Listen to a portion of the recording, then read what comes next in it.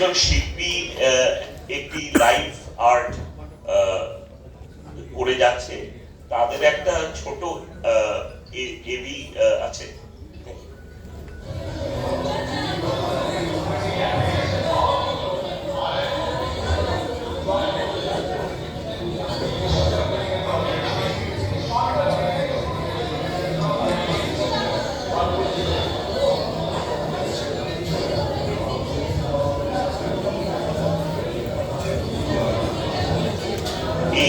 এই যে ছবিগুলি আঁকা হচ্ছে, এই ছবিগুলো আমরা WBDF থেকে আমরা সংগ্রহ করব, আমাদের যারা উৎসাহী তাদের কাছে আমরা সেগুলোকে বিক্রি করব এবং যে টাকাটা আসবে সেটা WBDF অভয়া যে স্কলারশিপ আছে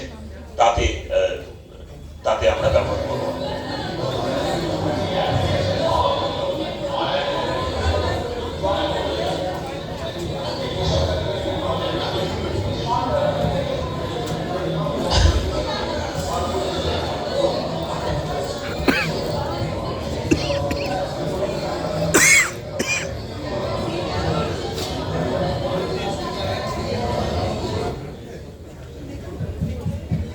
এরপরে আমি মঞ্চে ডেকে নেব ডক্টর অরুণাচল দত্ত চৌধুরী। অরুণাচল দা এসো। ডক্টর তিয়াস দে, ডক্টর চন্দ্রমল্লী শাহ এবং ডক্টর দেবাশিস হালদার এবং মিস্টার শামীম আহমেদ।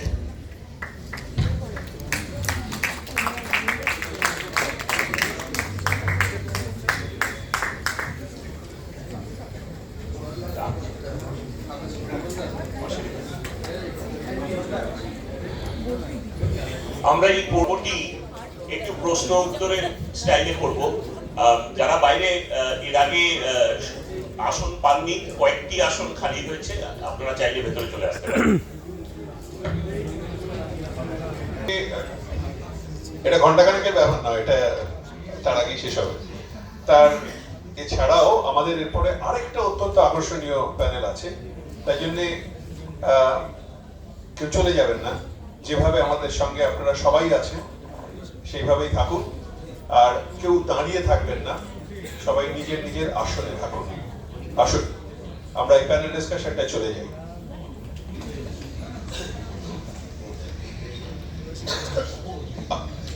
এখন যেমন একটা নাম, যে নামটা আমাদের বলা চলে না, ওই অভয়া নামটা তো আমরা খুব বলিনি আজকে সন্ধ্যাবেলা থেকে, আপনারা দেখেইছেন, ভীষণ একটা খারাপ নাম, একবারও আমরা উচ্চারণ করিনি। তাই ভয় হতে তবে অভয়া মাঝে বারবার আমরা সেটাই আনছি। রবীন্দ্রনাথের ওপর তো আর কেউ এখন মামলা করতে পারবে না। কয়েক বছর আগে ঠিক এইরকম আরেকটা নাম আকাশে বাতাসে অনুরণিত হয়েছিল, সেই নামটা হচ্ছে অরুণাচল। তোমার নাম আমার নাম অরুণাচল, মনে আছে? সেই অরুণাচল দত্ত চৌধুরী আমাদের সামনে।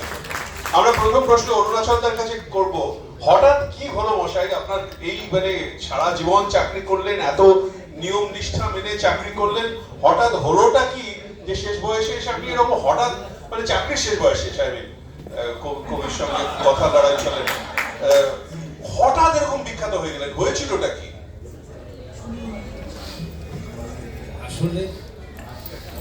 আসলে তেমন কিছুই হয়নি। আমি যেটা বলতে চাইছিলাম সেই সময়, সেটা হচ্ছে ভীষণ রকম অব্যবস্থার দরুন একজন মাত্র ফিজিশিয়ানকে সারাদিনে 500 রোগীর রাউন্ড দিতে হচ্ছিল, যেটা ভার্চুয়ালি ইম্পসিবল ছিল।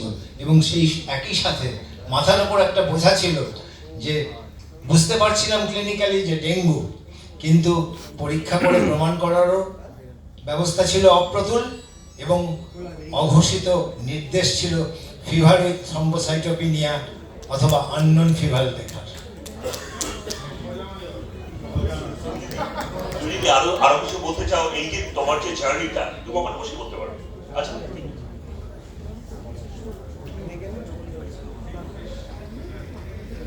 আজকে আমাকে যেটা বলতে বলা হয়েছিল সেটা হচ্ছে থ্রেড কালচার। তো একজন মাননীয় আইনজীবী বলেছেন থ্রেড কখনো কালচার হতে পারে না।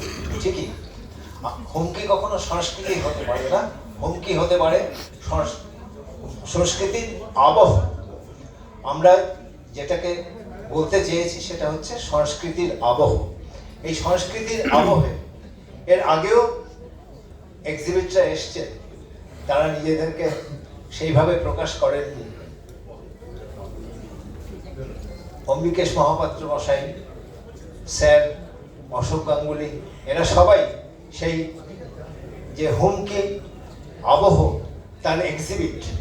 আমি সেই জীবন্ত এক্সিবিট হিসেবে, আমার সামনে আপনারা কিন্তু শ্রোতা নন, আমার সামনে আপনারা আদালত, মহামান্য আদালত, আমি নিজেকে এক্সিবিট হিসেবে হাজির করছি। এবং যেহেতু আমি জীবন্ত একটি এক্সিবিট, আমি মনে করি যে সত্যি হচ্ছে রোদের মতো, সাবধানে, যথেচ্ছ মিথ্যে বললেও যে সত্যি বেরিয়ে আসে, অথবা যেদি বীজের অঙ্কুরের মতো, যার অঙ্কুরোদ্গম হয়। সেই এক্সিবিটের অধিকার নেই আপনাদের আদালতের কাছে। আমি জিজ্ঞেস করছি, একজন বিবৃতি দিল রাত জেগে মনিটর করেছি, কি মনিটর? কার কার সঙ্গে কথা বললো? কে নির্দেশ দিল হত্যার পরের ঘটনাটি ঘটানোর? আমি ধর্ষণের কথা বলছি। কেন ধর্ষণ? হত্যার পরে ধর্ষণের কি দরকার ছিল? এইখানে একটু ভেবে দেখতে বলবো। ধর্ষণের দরকার ছিল কেননা হত্যা যদি খালি হতো তাহলে সেটা হতো ভারতবর্ষের ইতিহাসে হাসপাতালে কর্মরত একজন চিকিৎসকের মৃত্যুর প্রথম ঘটনা। কিন্তু যেহেতু পরবর্তী ধর্ষণটা ঘটানো হয়েছে, পরের দিন সোচ্চারে বলা হলো সারা ভারতবর্ষে সারাদিনে 90টা হয়, এটা 90টার মধ্যে একটা ঘটনা। আরো একটা কারণে ঘটানো হয়েছিল অত্যন্ত ধূর্ততার সাথে, যাতে তার নামটা আমরা পরবর্তীকালে না নিতে পারি, আমরা তিলোত্তমা কিংবা অন্য কোনো নামে তাকে ডাকতে পারি। তো সেই যে কথা হলো যে এরপরেও নানান রকম ঘটনা ঘটলো, চাকরি ত্যাগীকে পুনর্বহাল, কেন রাত জেগে যে মনিটর করলো অথবা চাকরিতে পুনর্বহাল করলো, ঠিক আছে, তাকে হেফাজতে নিয়ে নয়, কিন্তু জিজ্ঞাসাবাদ কেন করা হলো না তদন্তের জন্য যে কি কি পদক্ষেপ সেদিন রাত্রে নেওয়া হয়েছিল এবং তারপরে একাধিক জনপ্রতিনিধি উপস্থিত থাকলো পোস্টমর্টেম আর শ্মশানে, কার নির্দেশে? এবং খোঁজ নেওয়া হয়েছে কি এরপরে সেই বিশাল বিধানসভা ক্ষেত্রে আর কার কার মৃতদেহ পোড়াতে তারা শ্মশানে গেছে? কোন ভয়ে, কিসের ভয়ে আমরা এই জিজ্ঞাসাটা করব না? দ্বিতীয়বার পোস্টমর্টেমের ব্যাপারে প্রশাসন সিদ্ধান্ত নিল না কেন? এইরকমই দ্বিতীয় পোস্টমর্টেম তো প্রশাসন চাইলেই হয়, আকছাড় হয়। ঘর ভাঙার পোস্টমর্টেমে হ্যাঁ কিছু জুনিয়র ডাক্তার সই করেছেন, তারাও আবার কেন করলেন? তদন্ত হোক। স্বাস্থ্য সাধারণ প্রশাসনের দায়িত্ব কি তাতেই শেষ যে জুনিয়র ডাক্তাররা কয়েকজন সই করে দিয়েছেন? কার্নিভ্যাল, সেই বিষময় কথা বলা হলো এবং আমরা কার্নিভালে গেলামও। সরকারি আমলারা সেই কার্নিভাল সার্থক করার জন্য প্রাণপাত করলেন। আমাদেরকে বলা হলো উৎসবে ফিরুন। আমরা কোন হুমকির ভয় সেই কার্নিভালে গেলাম? আচ্ছা, কোর্ট মনিটরিং মানে কি? যখন লোয়ার কোর্ট একজন ছাড়া বাকিদের ছাড় দিল, হায়ার কোর্টের মনিটরিং চুপ কেন? হাইকোর্টের মনিটরিং এ তো উচিত ছিল যে প্রকৃত ডেট তার আগেই লোয়ার কোর্টকে জিজ্ঞেস করা। এই প্রশ্নটা নেই আমাদের মনে। কোন ভয়ে? সিএফএস এর রিপোর্ট সেপ্টেম্বরে পেয়েও সিবিআই কোর্টে কেন বলল না আনআইডেন্টিফাইড অপরাধীদের চিহ্ন পাওয়া গেছে? তাহলে অন্তত রায় তো এইটা থাকতো যে আমরা কিছু লোককে আইডেন্টিফাই করতে পারিনি কিন্তু তাদের অপরাধী বলে সন্দেহ করা হচ্ছে। সবাইকে হেফাজতে নিয়ে জেরা বা ডিএনএ যাচাই হচ্ছে নাই বা কেন? আমরা কোন ভয়ে এই প্রশ্নটা করছি না? আচ্ছা, অরাজনৈতিক মানে কি? কোন ভয়ে আমরা রাজনীতি নিরপেক্ষ এই কথাটাকে রিপ্লেস করলাম অরাজনৈতিক শব্দটা দিয়ে? একটা রাজনৈতিক ব্যবস্থায় একজন রাজনৈতিক মানুষ তিনি প্রমাণ লোপ করবেন আর আমরা তাকে তার সেই কাজটার বিচারকে বলবো যে অরাজনৈতিক ভাবে আমরা লুকবো? আমার মনে হয় আমরা কোনো ভয়েই নিশ্চয়ই এই অরাজনৈতিক কথাটা বলছি। দলমত নির্বিশেষে দলের তোয়াক্কা না করে বলতে হবে। অপরাজিত বিল নামের একটা বিল আনা হলো, মেয়েরা নাকি রাত্রে ডিউটি করবে না। তাহলে কি রাত্রের জন্য আলাদা রাষ্ট্রপতি হবে, মুখ্যমন্ত্রী হবে, কিংবা মহিলা আমলার বদলে রাত্রের বেলায় অন্য আমলা হবে? এই প্রস্তাবটা করছি না কোন ভয়?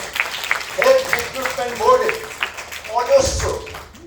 অজস্র দুর্নীতি ঘটেছে। আমরা এই দুর্নীতি মেনে নিচ্ছি কোন ভয়ে? আমি একজন এক্সিবিট হিসেবে এই প্রশ্ন করছি। আমরা জাস্টিস শব্দটাকে ভেঙে জাস্ট আইসে পরিণত করব? জাস্ট আইস নাকি জাস্টিস একত্র করে দেব? শেষে বলি, যে মেয়েটি চলে গেছে তাকে, তবু না থেকেও তুই যে আছিস সে কথা নয় মনে, যেন ভুলে না যাই, বেদনা পাই শয়নে স্বপনে।